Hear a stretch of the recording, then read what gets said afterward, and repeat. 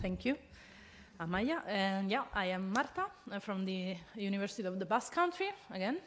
And I'm going to tell you about an actual mythical figure, I believe, from Rome.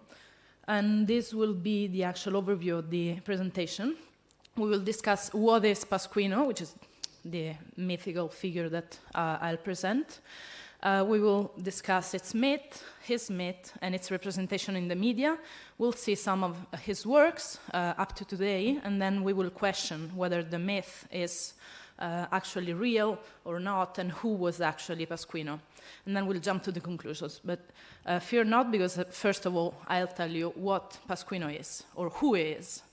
Pasquino is a statue. It's that statue that is placed nearby Piazza Navona, in Piazza di Pasquino. It was found in the year 1500 and then placed there for everyone to see. We were not sure who he was, like who's depicting. Most certainly someone from ancient mythology, from Greek mythology. What was interesting is that the statue is very ugly.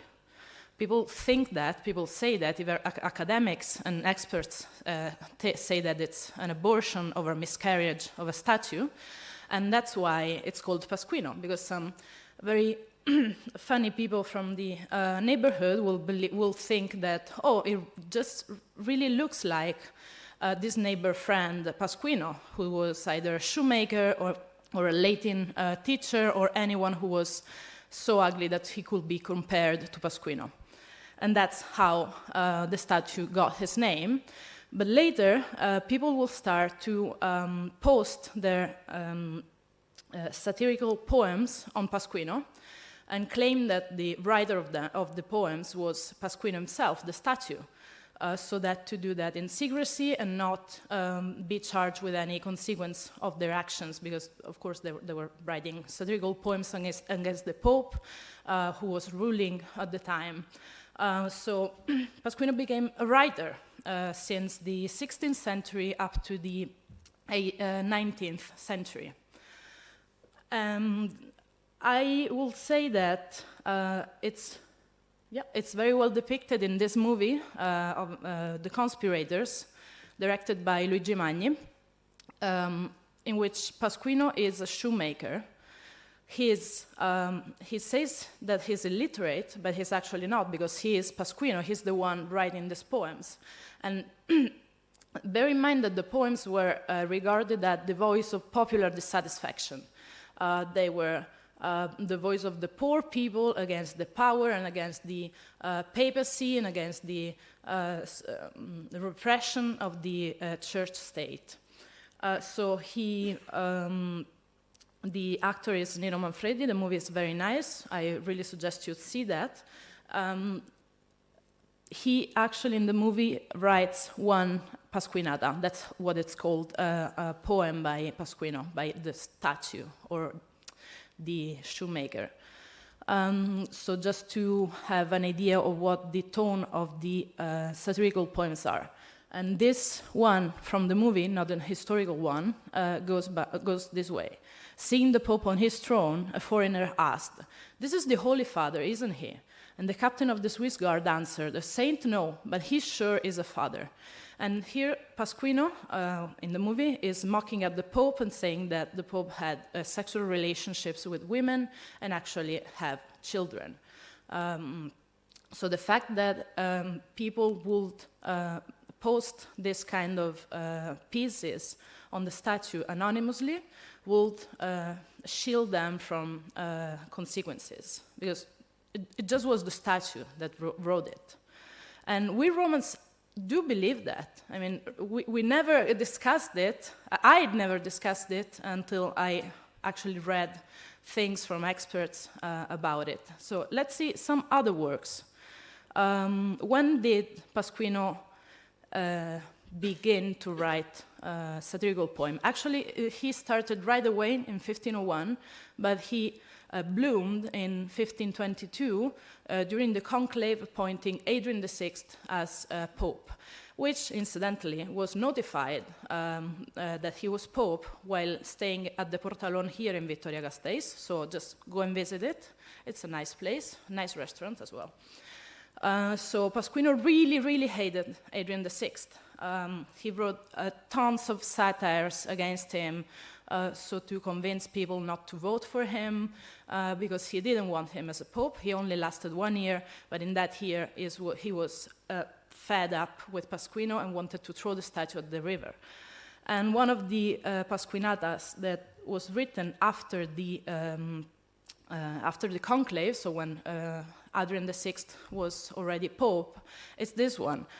So in the original, you can just notice the rhymes. The rhymes are all either noi or voi, which is us or we, or a plural you. In each stanza, that's the rhyme. And it sounds like this in English. O cardinals, if you were us, and we will definitely not like to be you, and we had done what you did, do tell us what you will do to us. So there's this inversion of roles between the statue, the writer, and the papacy and the cardinals, probably maybe to avoid consequences. It's like I'm saying something really bad, and he is going to say something really bad, but in this poem, he's actually not the common folk. He's the cardinals, and the common folk is the cardinal. I mean, it's a witty rhetorical figure, and it's also a bit confusing to follow sometimes. And he goes, we're sure that, if you were us and we were you, we're sure that you'd want to hang us, and we'd want to butcher all of you, and if we had the same power that you have, we'd crucify you right away. But since you regard shame as honor, and in order for us to not be despicable, we do not want to argue with you. And that's false, because he follows with, vile skunk, enemy of the Christ, an enemy to us, buried yourself alive, now that you have ruined both yourselves and us. And if you threaten us, we'd rape all of you if you were to rape our arses, monsignors. And that's the kind of tone that Pasquino uses, and you can probably understand why the poems were anonymous. Yeah. This is one of the productions from after the conclave, and I will just skip to some other poems to show you some stylistic stuff, let's say.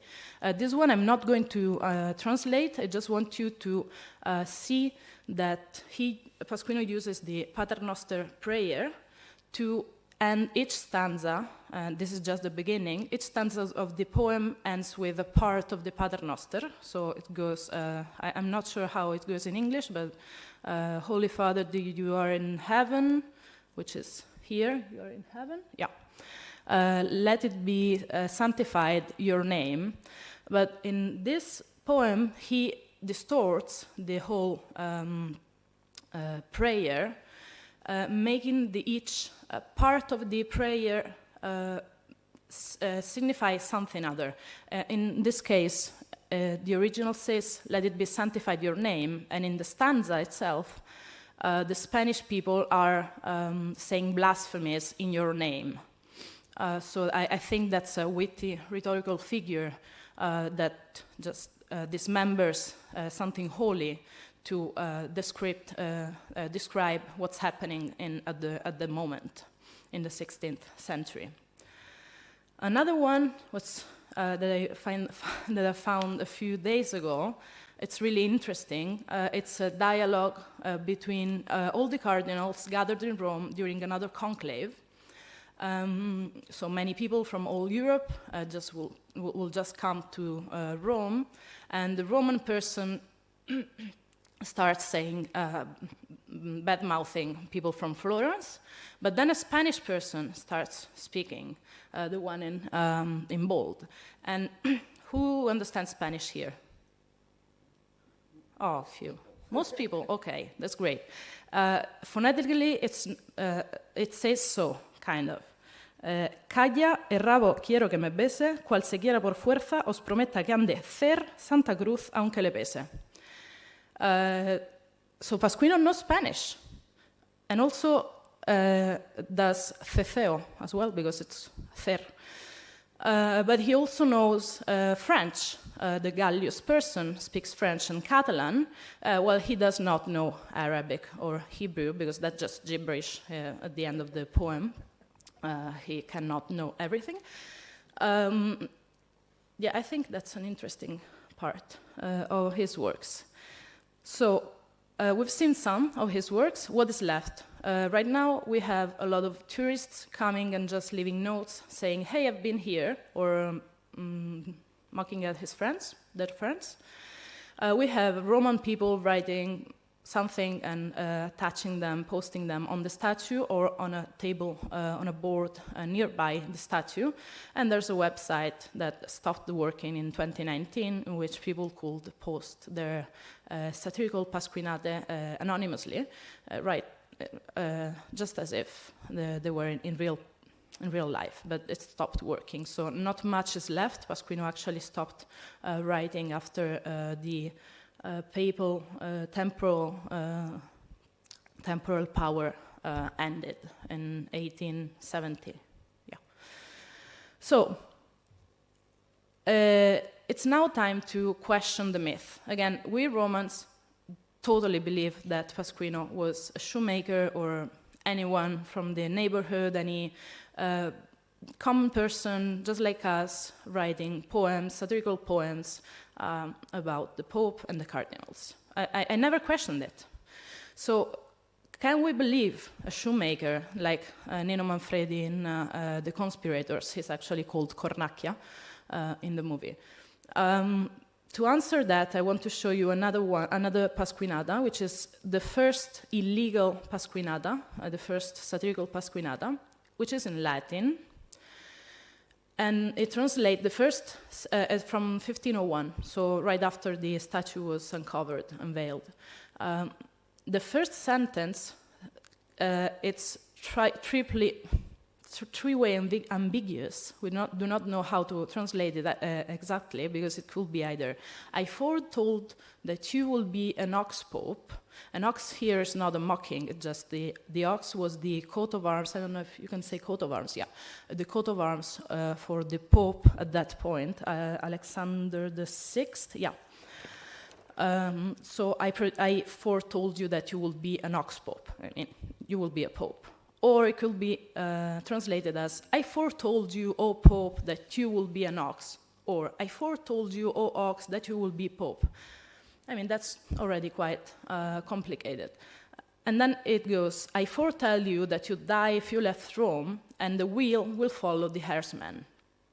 The Pasquinata was written because the Pope was thinking about leaving Rome. I don't know if on vacation or whatever. He was trying to leave Rome, and someone who was not happy with it tried to warn him that if he left Rome, he will die, because the wheel will follow the herdsman, and the herdsman will be the Pope, Alexander VI, whereas the wheel is the coat of arms of the cardinal from Lisbon, Giorgio d'Acosta. As a consequence, the Pope never left Rome. He did not die. Well, he did die eventually, but he took it seriously. So, would a common person, would the Cornacchia, shoemaker, anyone, benefit from this? How would they know that the Pope was thinking about leaving? So, let's see some characteristics we've seen so far. Pasquino knows Latin and knows other languages. He knows Spanish, Venetian, French, and other languages from Italy. He knows mythology. We've not seen that, but he does know mythology and uses it. He knows the scriptures. He knows the curial antagonisms going on in Rome. He knows the nobles, their heraldic coat of arms, and uses them metaphorically. And he knows the news of what's happening in Rome and in the highest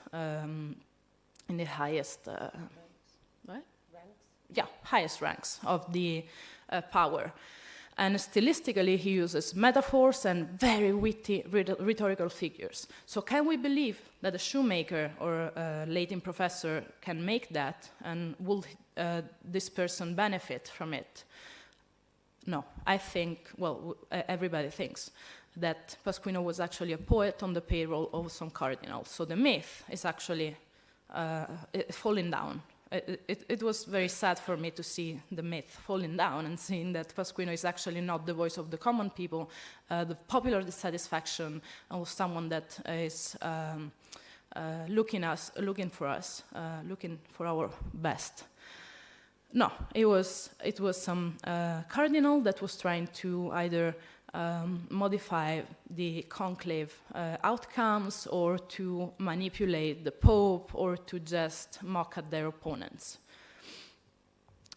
And this kind of makes sense while watching another movie, La Notte di Pasquino, from 2003, again directed by Luigi Magni, and in which, again, Pasquino is Nino Manfredi. Not as good, the movie, as the other one. It's set in 1870, which is the last year Pasquino wrote, well, the last day in which Pasquino wrote any Pasquinata, because the day after Rome will be conquered by Italians. And in this movie, Pasquino is not a shoemaker, it's a cardinal. He's a cardinal, not very realistically, but he goes up and down the whole city during the night, helping Jewish people and writing Pasquinate, and then in the morning will just dress up as a cardinal and go to his day job, just like Batman. And so, well, that's another way of seeing Pasquino. And in conclusion, I told you that Pasquino is a tremendous myth among Romans, although it might be new for you, but it's very, very eradicated for us. However, Pasquino as the voice of the common folk never existed. Instead, Pasquino was the crafter of witty satirical epigrams that was most certainly a poet on the payroll also of cardinals that were benefiting from his work. Pasquino, as depicted by Luigi Magni in The Conspirators, in the first movie, is unlikely because it's a shoemaker, but it's funny, it's nice, it's a nice movie. But he actually perfectly fits the mythical imagination that we Romans have. He's exactly what we think about when we think about Pasquino. Whereas Pasquino, as depicted in the second movie, is also unlikely, because imagine a cardinal just helping Jewish people during the night and never sleeping and then going to be a cardinal. But at least he's a cultured person writing cultured poems and witty and that use a lot of metaphorical and rhetorical figures. So yeah, that's all of it. Thank you.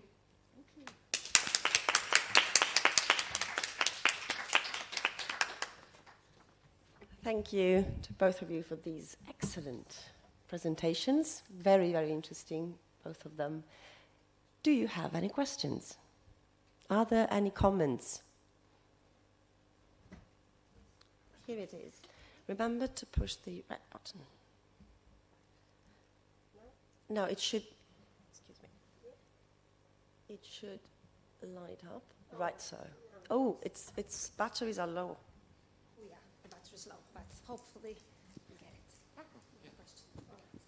it. Okay. I had just one quick question. So with Pasquino, are the critiques always about the Pope, or does it ever range outside of that? And then is there any sort of contemporary use of that figure for other political purposes, or does it, yeah? Yeah, it was political because the Pope was ruling, and it was against Pope, cardinals, Spanish people, any invading person, mostly. And later, when the website began working, maybe against Berlusconi and Putin and this kind of stuff. Okay. And actually, he wrote again a poem during the Second World War, or nearby, because when Hitler came to Rome to visit, he did write something against in Bianchino? A painter of houses coming to visit Rome, and Just a painter. yeah, just a painter, common painter, which was Hitler, coming and visit Rome, and very well welcomed. Okay, yeah. Thank you. You're welcome.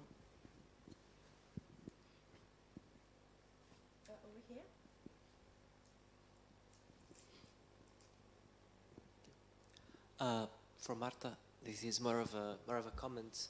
First of all, I was this fascinating figure. I love those popular traditions that arise around these, statues and things like that. Amazing. But I was wondering if you knew about another shoemaker, but the Bandarra from Portugal. Okay, so not quite the same at all.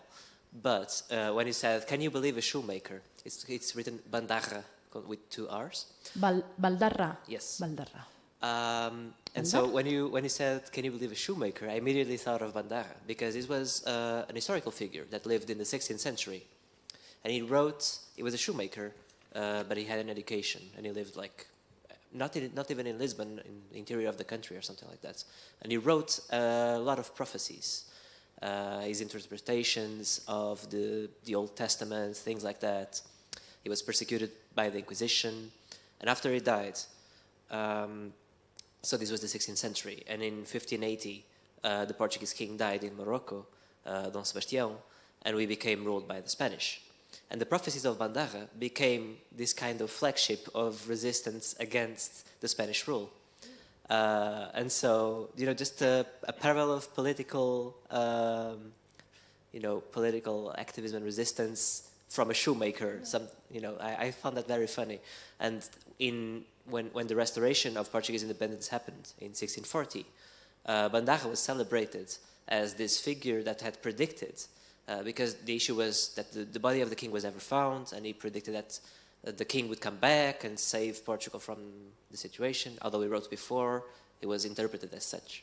And even throughout history, whenever there are moments of invasion and things like that, and political crisis, there's this belief we call it Sebastianismo, about Sebastian, that the king will come back and save the country and things like that. And the Bandarra prophecies are also part of that. And they were also, in the Napoleonic invasions, became popular again, for example, things like that. So sorry, just a long comment. No, that's interesting. Actually, I have a question for you. What does Baldarra mean Baldarra in Portuguese? Does it mean something? I am not sure about the etymology. It's just his name, his surname. Okay. So does anyone speak Basque here? Because Baldarra does mean something in Basque. You tell me. I've never understood how to translate it, but... Like clumsy. Huh? Clumsy. Clumsy? Yeah. Clumsy? I Really? think so, yeah. Oh. Like a person who falls or drops things, breaks things. Oh, that's nice. Well, at least from where I'm coming from, yeah. Yeah, that's I'm fascinated. So we'll talk about it, about your Pasquino later. Thank you. Yeah, absolutely. Thank you. Very interesting.